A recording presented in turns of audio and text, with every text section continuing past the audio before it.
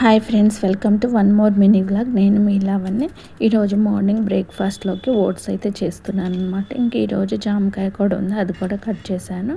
అరటిపండు కూడా ఉంది, అది కూడా కట్ చేసుకున్నాను. ఓట్స్ ఇలాగ ఉడికించుకున్న తర్వాత కొంచెం ఆరిన తర్వాత ఈ డ్రై ఫ్రూట్స్, మామూలు ఫ్రూట్స్ ఇవన్నీ కలుపుకొని తింటే టేస్టీగా చాలా బాగుంటుంది.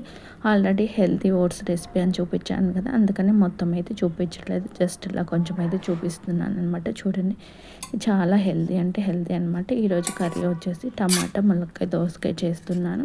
తర్వాత రైస్ కూడా వండేసాను అనమాట. ఇంకా ఈరోజు మా బాబుకి డెంటల్ ట్రీట్మెంట్ ఉందన్నమాట. తను ఇంకా ఆఫ్టర్నూనే వస్తాడు. ఇంకా తనని అయితే హాస్పిటల్కి తీసుకెళ్ళాలి. అందుకోసం నేనైతే ఇంట్లో పనులన్నీ పూర్తి చేసుకుంటున్నాను తను రాకముందే.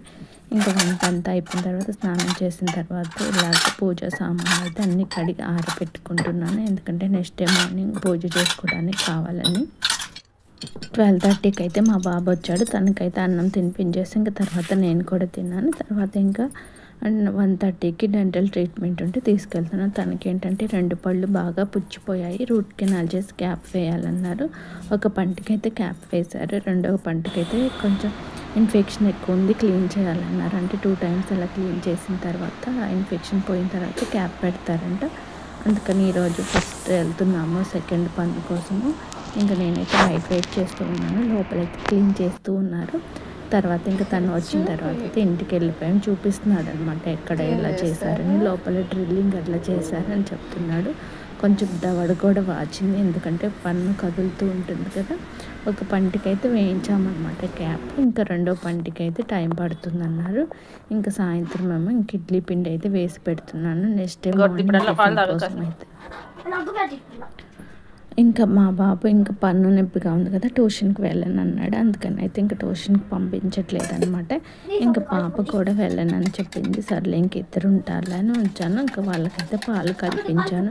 పింక్ కలర్లో ఉన్నాయి ఏంటి అనుకున్నారు, మిల్క్ పౌడర్ స్ట్రాబెర్రీ అనమాట, అందుకని అట్లా ఉన్నాయి. అయితే మా బాబుకి ఒక యాంటీబయాటిక్ ఇచ్చారు. ఈ సీసా ఓపెన్ చేయడానికి నాకైతే 1/2 అవర్ టైం పట్టింది. ఎంత ట్రై చేసినా కానీ రాలేదన్నమాట. అంతకుముందు కూడా ఒకసారి ఇట్లానే జరిగింది. యూట్యూబ్లో చూసాను అనమాట ఎట్లా ఓపెన్ చేయాలని. ఎట్లా కింద పడి మీద పడి ఒక 1/2 అవర్కి అయితే వచ్చిందనమాట. అసలు చాలా విసుకొచ్చింది ఈ క్యాప్ తీయడానికి ఇంత టైం అని. ఇందులో వాటర్ పోసి మొత్తం ఇలా కలిపేసుకున్న తర్వాత తాపించుకోవటమే. ఇలాంటివి తీసుకున్నప్పుడు మీరు మెడికల్ షాప్లోనే ఓపెన్ చేయించుకోండి, ఎందుకంటే మనకి చాలా టఫ్ అవి తీయటం. ఇంకా నైట్ అయితే సేమియా పులిహోర అయితే చేశాను. పిల్లలకు కూడా అదే తింటామన్నారు. ఇంకా మాకందరికి ఇంకా అదే సరిపోతుంది.